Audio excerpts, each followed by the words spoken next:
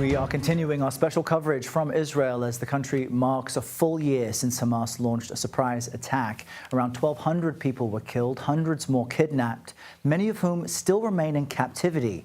And here you're seeing images from around the world as the day is being marked with memorial events, rallies and protests as people gather to remember those killed while calling for an end to the conflict in Gaza and a ceasefire between Israel and Hamas.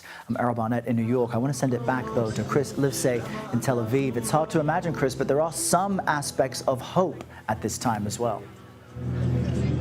That's right, Errol, and I just want to remind you that I'm at one of those memorial events where you can hear them warming up for the events that are about to begin. A year on from those October 7th attacks, our Elizabeth Palmer brings us a rare interview with a hostage who came home. Moran Stella Yanai was at the Nova Music Festival when Hamas gunmen spared her life, but not her freedom.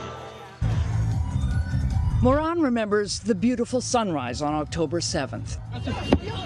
Just before Hamas terrorists stormed the music festival and she was caught. He was standing with an iron pipe above my head about to beat me. So I was pretending to be fainting and see me weak. I'll give you whatever you want, whatever I have on me, but please don't kill me.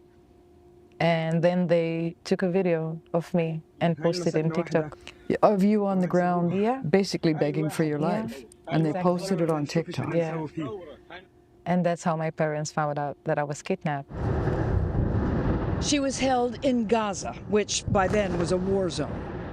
I'm half deaf now. I lost half of my hearings because of the explosions and the bombings that we were exposed to every single day. In densely packed Gaza, Moran was moved from house to house. She was beaten, had a broken leg and lice. In 54 days, she was allowed to shower 4 times. But the real torment was fear. The worst moment is that a thought come into your head that says, you know what, maybe they should rape me already and then I will not be fear anymore. Almost like bring on the worst. Yeah. Because it was Just do it. just terrible to be fearful all the time. Every single day. I was not raped and I was not murdered. But in my head, they killed me every single day. And in my head, they raped me every single day. She was violated, though. They searched you, Yeah, and it was very invasive. yeah. And it happened more than once. Moran resolved to do whatever she had to stay alive, including play cards with her captors. So you had to pretend to be their friend. It's Or not at least really a friend because they hated me. They used to laugh at me every day. They pointed a gun to my head and threatened me every single day. In November, there was a ceasefire. Palestinian prisoners were released from Israeli jails, and Hamas let 105 hostages go in batches over 7 days. Moran thought she'd be among the first. They took us from the house, 3 people, me and 2 girls.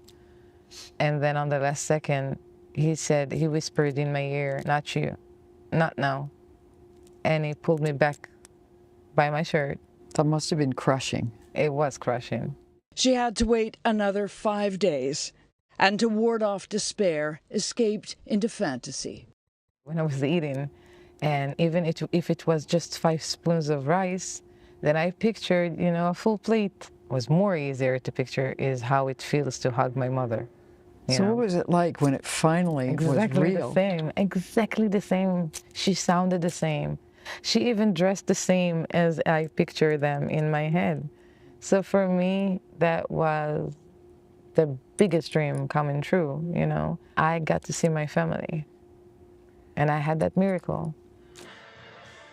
Elizabeth Palmer there with that powerful report.